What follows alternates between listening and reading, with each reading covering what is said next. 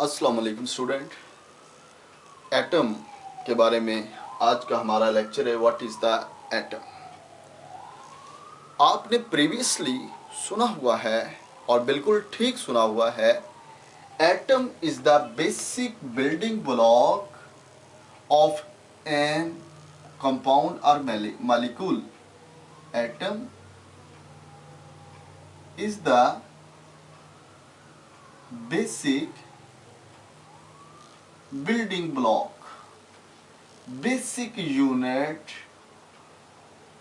of the any building.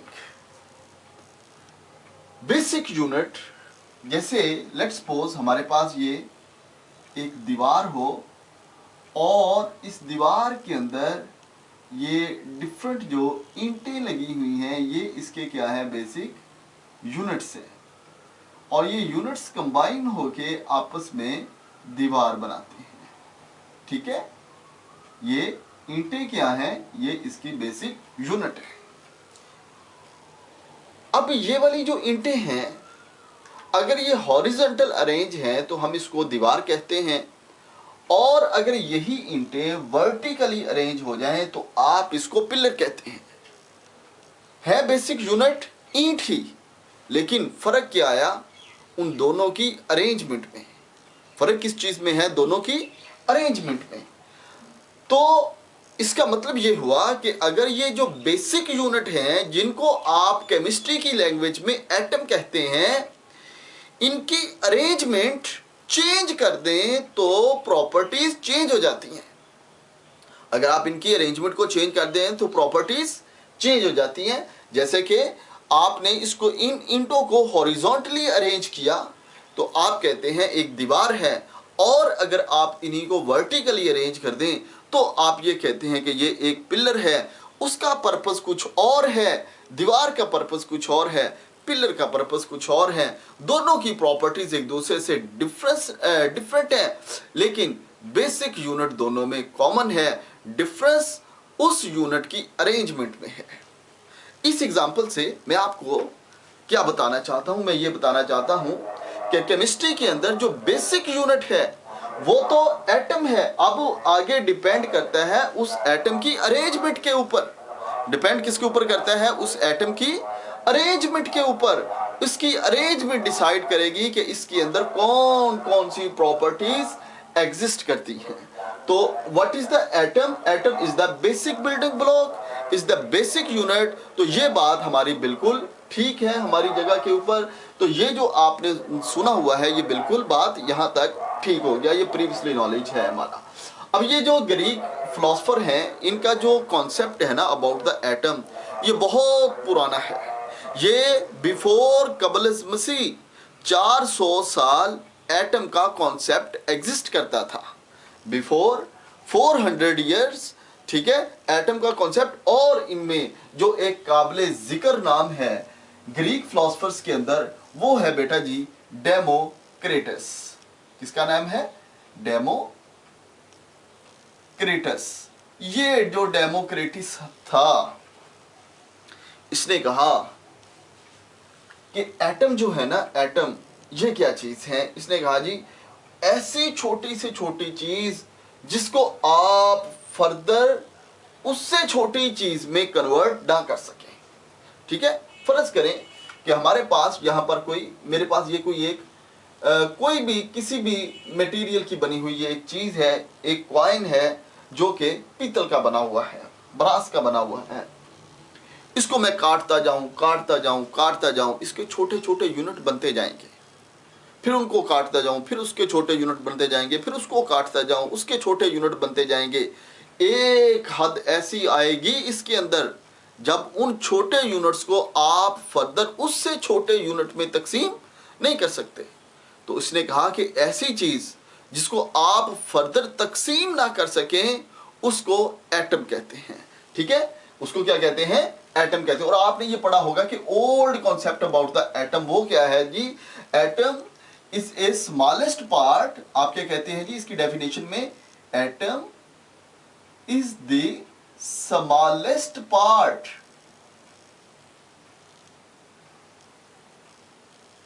या particle which is indivisible. Indivisible, अब indivisible का क्या मतलब होता है? जिसको फर्दर तकसीम नहीं किया जा सकता।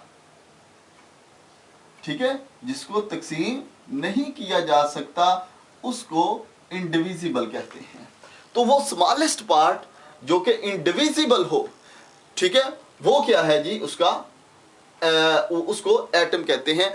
आप कहते हैं जी ओल्ड कॉन्सेप्ट में एटम की डेफिनेशन ये वाली है। फिर आप कहते हैं कि एटम के बारे में न्यू कॉन्सेप्ट आया, और न्यू कॉन्सेप्ट जो आया वो जॉन डाल्टन की थ्योरी के बाद आया। जॉन डाल्टन ने क्या कहा? उसने कहा जी all matter are composed of the atom. ठीक है, उसने क्या कहा जी? All matters are composed atom. Matters में लिक्विड भी है, मैटर्स में सॉलिड भी है, मैटर में गैस भी है। All matter are composed of the atom except energy. ये याद रखिएगा, एमसीक्यूज भी इसका बनता है। ठीक है, कि तमाम के तमाम मैटर वो एटम से बनते हैं एक्सेप्ट एनर्जी।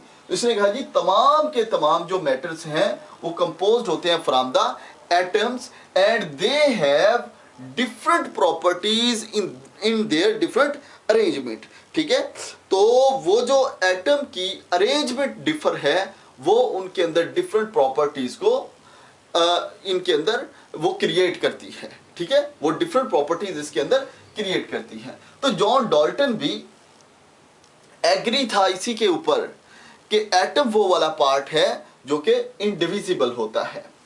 एटम वो वाला पार्ट है जो कि इंडिविजिबल होता है। लेकिन आप फिर ये आप लिटरेचर में पढ़ते हैं, आप कहते हैं जी नहीं, एटम की एक न्यू डेफिनेशन है। वो डेफिनेशन पता क्या है? आप कहते हैं जी atom is the smallest particle या पार्ट विच इज डिविजिबल। अगर आप इसको डिविजिबल कह देते हैं तो आप इसको ये कहते हैं कि ये इसकी न्यू डेफिनेशन है एटम की, और इसको आप पुरानी डेफिनेशन कहते हैं। डिविजिबल का क्या मतलब है? आप ये कहते हैं कि एटम को फर्दर डिवाइड किया जा सकता है। अब एटम को जब फर्दर डिवाइड करते हैं तो उस एटम के अंदर कौन सी चीजें निकलती हैं, उस एटम के अंदर क्या एग्जिस्ट करते हैं? इसका मतलब है एटम के इनसाइड भी कुछ है जिसको आप फर्दर डिवाइड कर सकते हैं। वो क्या चीजें हैं? वो होते हैं बेटा जी सब एटॉमिक पार्टिकल्स। वो क्या होते हैं? सब एटॉमिक पार्टिकल। तो एटम, बल्कि मैं यूं कहूंगा atom is composed from the sub atomic particle. ठीक है, atom is composed from the sub atomic particle.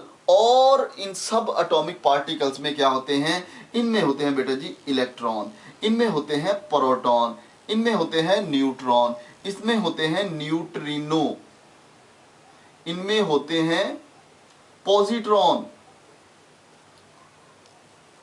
इनमें होते हैं हाइप्रोन, इनमें होते हैं एंटी न्यूट्रिनो, इनमें होते हैं एंटी पॉजिट्रिनो। बहुत से, यानी कि ये कहते हैं जी 100 किस्म के ये सब एटॉमिक पार्टिकल्स होते हैं। ठीक है, इनकी इतनी इकसाम है जो कंबाइन होके एटम की फॉर्म में एग्जिस्ट करती हैं। ठीक है, तो इसका मतलब है एटम जो है, आप यूं ना कहें उस एटम को कि वो एटम को फर्दर डिविजिबल है। आप यूं कहें कि एटम जो है ना उसके अंदर सब एटॉमिक पार्टिकल्स हैं। प्रॉपर डेफिनेशन क्या है? What is the atom? फिर आप कहेंगे कि आपने तो ये भी कह दिया कि एटम की डेफिनेशन ये नहीं कि smallest particle which is indivisible. आपने कहा ये ना कहें। फिर आप ये मुझे कहेंगे कि सर आपने तो ये भी कह दिया कि atom is the smallest part which is divisible.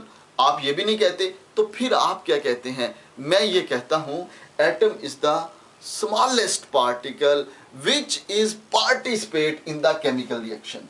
ठीक है, atom is the smallest particle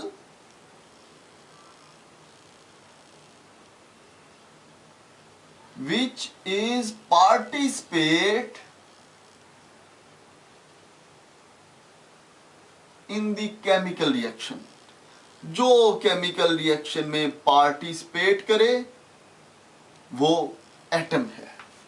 जो केमिकल रिएक्शन में पार्टिसिपेट करे वो क्या है? एटम है। तो डेफिनेशन ये होगी। क्यों? इसलिए मैं ये इसलिए कह रहा हूं, आपने यही कहा कि बेसिक बिल्डिंग ब्लॉक है। डिफरेंट मॉलिक्यूल कंपाउंड एटम से मिलके बनते हैं, और अगर एटम से मिलके बनते हैं तो वो फिर कब एक दूसरे के साथ कंबाइन होंगे, उनकी जॉइनिंग कब होगी? उनकी जॉइनिंग तब होगी अगर उनके दरमियान कोई ना कोई इंटरेक्शन होगा। और ये जो इंटरेक्शन है इसको हम केमिकल रिएक्शन कहते हैं।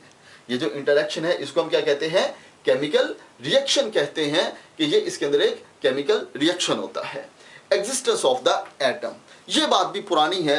आप कहते हैं एटम मे और may not exist independently. Atom, मैं जस्ट इसकी एग्जांपल दूंगा सिर्फ, atom may are may not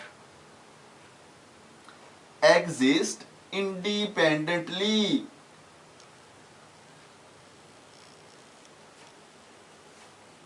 कि एटम इंडिपेंडेंटली भी एग्जिस्ट कर सकते हैं और इंडिपेंडेंटली एग्जिस्ट नहीं भी कर सकते। वो एटम जो इंडिपेंडेंटली एग्जिस्ट करते हैं, फ्री फॉर्म में एग्जिस्ट करते हैं, उनमें है बेटा जी नोबल गैसेस। उनमें क्या है?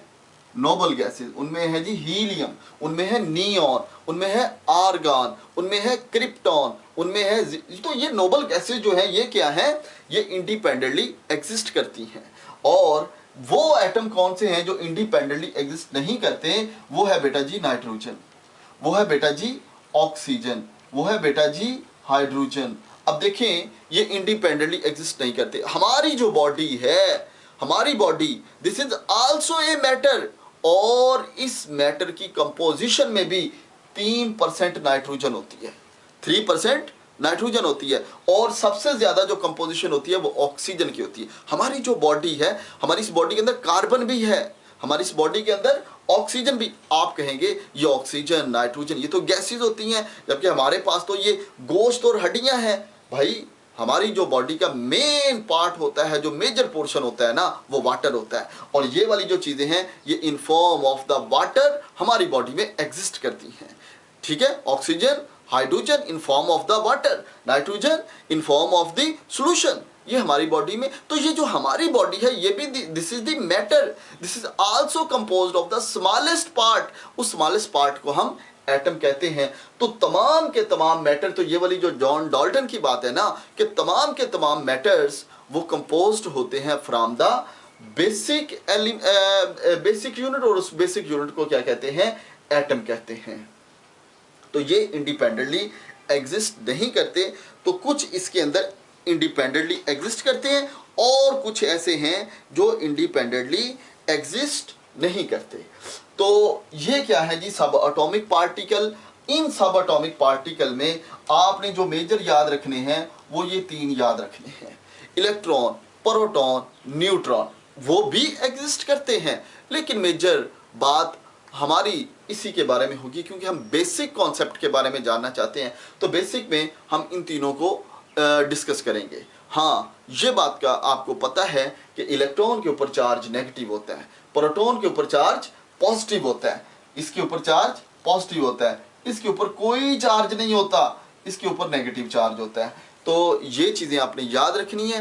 एटॉमिक स्ट्रक्चर के बारे में हम फर्दर बात करेंगे और बड़ी डिटेल के साथ, और ये बेसिक समझेंगे कि एटम का स्ट्रक्चर क्या है, एटम की स्ट्रक्चर क्या है। इसके अंदर ये जो हमने कहा है ना, ये वाले जो सब एटॉमिक पार्टिकल ये कहाँ कहाँ पे एग्जिस्ट करते हैं, ये कौन कौन सी प्रॉपर्टीज इसके अंदर क्रिएट करते हैं, और कौन सी प्रॉपर्टी किस एलिमेंट के अंदर डोमिनेट होता है, पूरे के पूरे एटॉमिक स्ट्रक्चर को हम इंशाल्लाह बहुत डिटेल के साथ समझेंगे। हमारा जो लेक्चर है ये 8 से 8:15 तक, ठीक है, 8 बजे एग्जैक्ट शुरू हो जाता है इंशाल्लाह, और ये 8:15 के ऊपर ख़त्म हो जाया करेगा। तो आप कोशिश करें हमें लाइव लें और लाइव आप सीखें, ताकि आपका जो फीडबैक हो, आपके क्वेश्चन हो, हम उनका फ़ौरन आपको वहाँ पर आंसर भी कर सकें। थैंक यू, अल्लाह हाफिज़।